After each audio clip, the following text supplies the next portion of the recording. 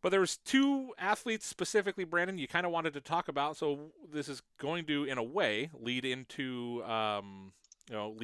what we do, where we call it five names. And so we're going to talk first about Isaiah Malloe from Kennedy Catholic. Isaiah is a 5'10", 145-pound athlete, a little bit on the thin side. But I would say we probably maybe need to update his weight a little bit, and actually might even need to update his height. I don't know that he's 5'10", but maybe add a little bit more weight to him. But class of 2022, no offers at the moment, but this is a kid that I'll tell you what, he flies around the field and he is not afraid to stick his nose into anything.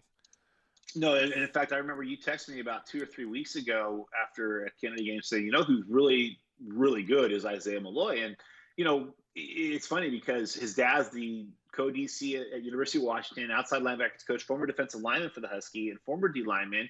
And Isaiah is not nearly as big as his dad is, but I'll tell you what, you can tell he's a coach's kid because the kid is instinctual, he's smart, he's always in the right position. He had a pick six that got waved off because of a flag, but just the way he breaks on the ball, his closing speed, his ball skills, just kind of has an innate ability to be in the right place when he needs to be. And as he gets bigger, I think he's got a chance to be, at minimum, a Mountain West guy. Really, his size is the only thing kind of holding back his recruitment right now because the skill set is there.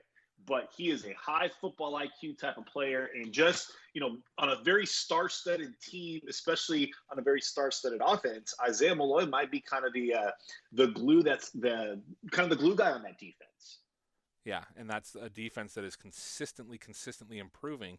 And I think the play of Isaiah Malloy is a big reason for that. I really do. I think he has been. I think his advancements and his abilities have really improved, and as he improved, that defense has just gotten better and better, and they're still young there too.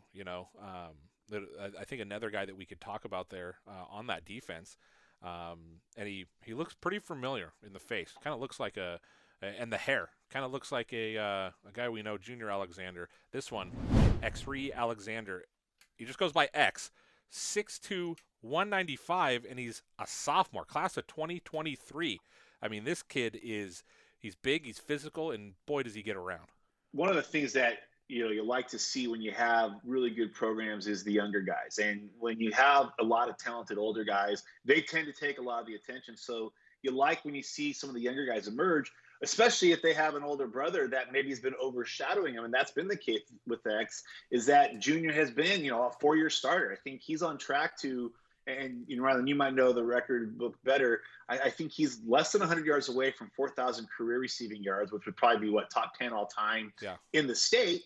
And, so X has had to play in the shadows of his brother, but man, as he emerged this year as kind of an outside linebacker, safety, kind of a nickel guy, he's a sophomore. And what I like about X the most is about 2 years ago at a 7-on-7 tournament, we had a great conversation about how you need to put butter on steak. And I know we talk steak a lot on this show, especially today. But X was like, dude, that is the greatest thing I ever heard. And he indulged me, and I don't know if he was just telling me to make me feel good, but the next time I talked to him, he said, dude, I did it. It was great. So those little type of learning things are what really show me what kind of player you are. When you go do something as simple as put butter on a steak, it shows me you just want to get better in football, in life. But no, just putting it together on the field. I mean, he was in on a number of tackles. I think he's averaging something like 9.5 tackles a game right now.